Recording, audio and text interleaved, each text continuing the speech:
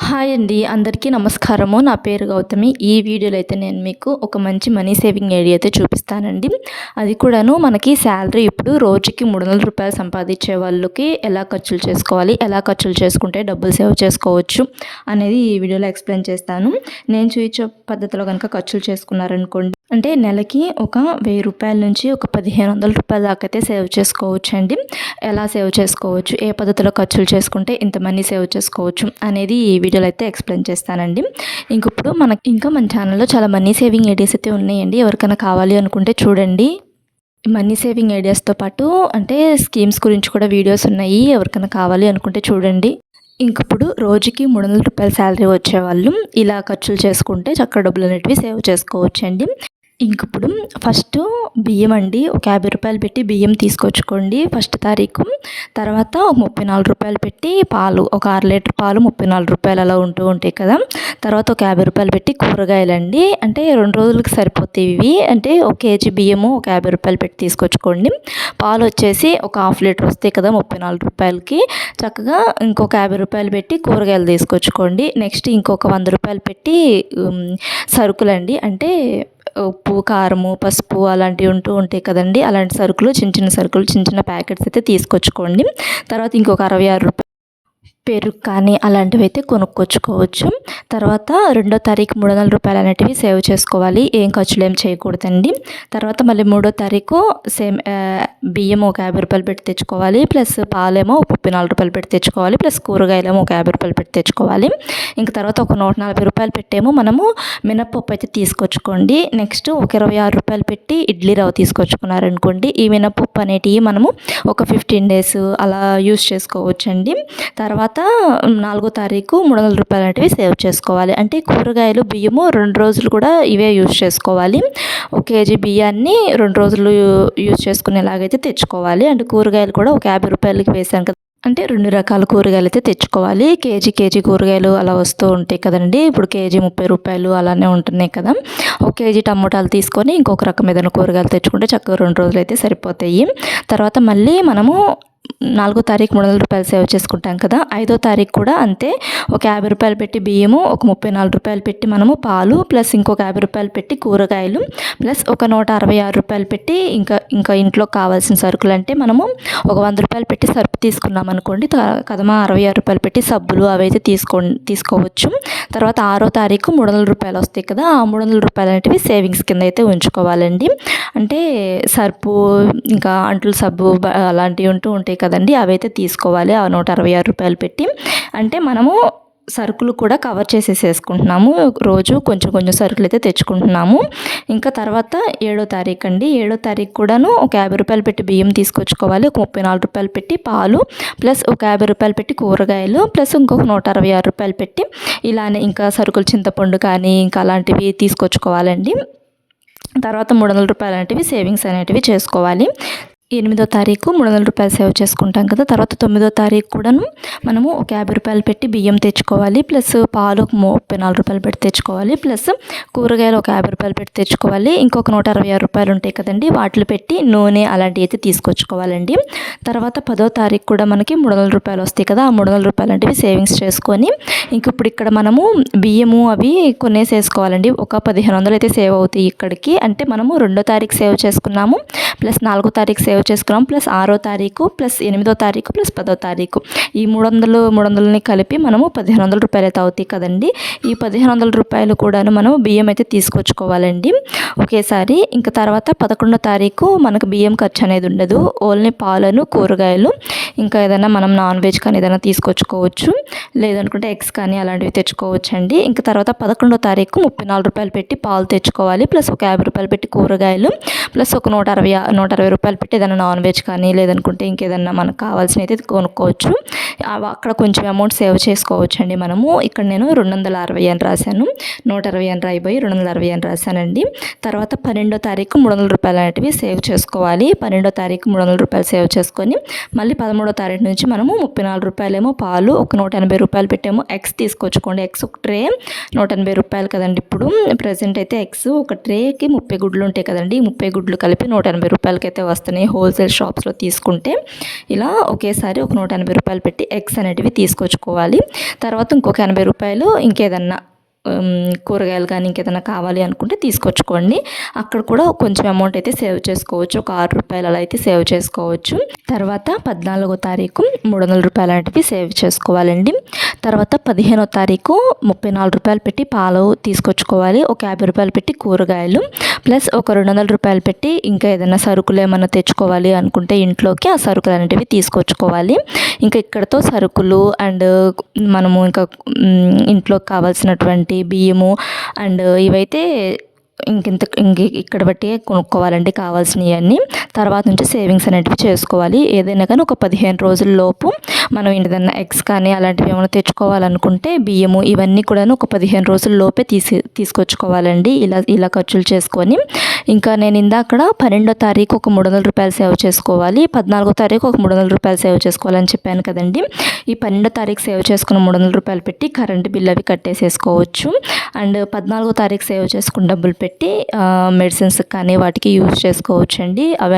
అవి కూడా ఒక పక్కన అయితే పెట్టేసేసుకోవాలి. మనకి ఎప్పుడైనా మెడిసిన్స్ అవి కావాలంటే వాటికి యూజ్ చేసుకోవచ్చు ఆ 300 రూపాయలు అనేటివి. ఇంకా తర్వాత 16వ తారీఖు అండి. 16వ తారీఖు కూడా ఒక 300 రూపాయలు అనేటివి మనము ఏం ఖర్చులు చేయకుండా వాటి పెట్టి ఫోన్ బిల్ కానీ టీవీ బిల్ కానీ అవైతే పే చేసేసుకోవాలి. తర్వాత 17వ తారీఖు మనము ఒక 34 రూపాయలు పెట్టి పాలు ప్లస్ కూరగాయలు అనేటివి తీసుకొచ్చుకోవాలి. తర్వాత 18వ తారీఖు 300 రూపాయలు అనేటివి సేవ్ చేసుకోవాలి. 19వ తారీఖు మనము 34 రూపాయలు పెట్టి పాలు ప్లస్ ఒక 50 రూపాయలు పెట్టి కూరగాయలు, అంటే 50 రూపాయలు పెట్టి కూరగాయలు ఇంకా కొంచెం డబ్బులు అనేటివి సేవ్ చేసుకోవచ్చు అండి. కూరగాయలు కొంచెం తగ్గించుకుంటే మనము, అంటే ఇక్కడ కూరగాయలకి ఒక 50 రూపాయలు అయితే వేసాను కదా, 50 రూపాయలు కాకుండా ఒక 40 రూపాయలే ఖర్చు చేసుకున్నారనుకోండి. కూరగాయలకి ఒక 5 రోజులు అలా ఖర్చు చేసుకున్నారనుకోండి, ఒక 10 రూపాయలు చొప్పున మిగులుతాయి కదండి. అలా ఒక 10 రోజులు అలా ఖర్చులు చేసుకుంటే 100 రూపాయలు మిగులుతాయి కదా. ఈ 100 రూపాయలు పెట్టి ఏమైనా ఫ్రూట్స్ కానీ ఏమైనా తీసుకోవచ్చు కదండి. ఇంక ఇలానే మనము 16వ తారీఖు ఫోన్ బిల్ అయితే కట్టేసేసుకుంటాము. 17వ తారీఖు ఖర్చులు చేస్తాము. 18వ తారీఖు నుంచి మనము సేవింగ్స్ చేసుకుంటామండి 300 రూపాయలు చొప్పున. 19వ తారీఖు కూడా ఇలా 34 రూపాయలు పాలకి ఒక 50 రూపాయలు కూరగాయలకి అయితే యూజ్ చేస్తాము.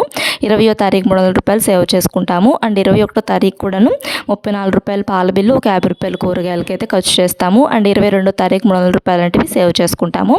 ఇంకిందాక నేను మీకు 18వ తారీఖు 20వ తారీఖు 22వ తారీఖు ఈ 3 సార్లు కూడా మనం 300 రూపాయలు చొప్పున సేవ్ చేసుకుంటాం కదండి. అప్పుడు 900 రూపాయలు అవుతాయి కదా. ఈ 900 రూపాయలు పెట్టి గ్యాస్ అయితే తీసుకొచ్చుకోవాలండి. గ్యాసు ఇప్పుడు గవర్నమెంట్ అయితే ఫ్రీగా ఇస్తుంది. ఒక 3 గ్యాస్ బండ్లు అయితే ఫ్రీగా ఇస్తుంది వైట్ రేషన్ కార్డు ఉన్న వాళ్ళకి. అలా తెచ్చుకొని 1 ఇయర్ మొత్తం ఆ గ్యాస్ బండ్లు అయినా యూజ్ చేసుకోవచ్చు, లేదు అనుకుంటే ఇలా అయినా తెచ్చుకోవచ్చు అండి.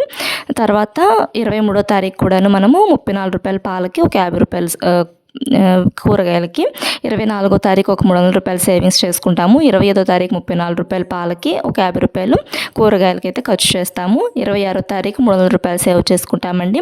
24వ తారీఖు సేవ్ చేసుకున్న 300 రూపాయలు, 26వ తారీఖు సేవ్ చేసుకున్న 300 రూపాయలు పెట్టి పిల్లలకి ఫీజులు అయితే కట్టాలండి. 2 పిల్లలు ఉన్నారనుకోండి, స్టడీకి పంపిస్తూ ఉంటాం కదా, స్టడీ ఫీజు ఒక 300 ఉండేలాగైతే చూసుకొని ఇద్దరికి కలిపి ఒక 600 రూపాయలు అయితే స్టడీ ఫీజు అయితే కట్టేసేయాలండి.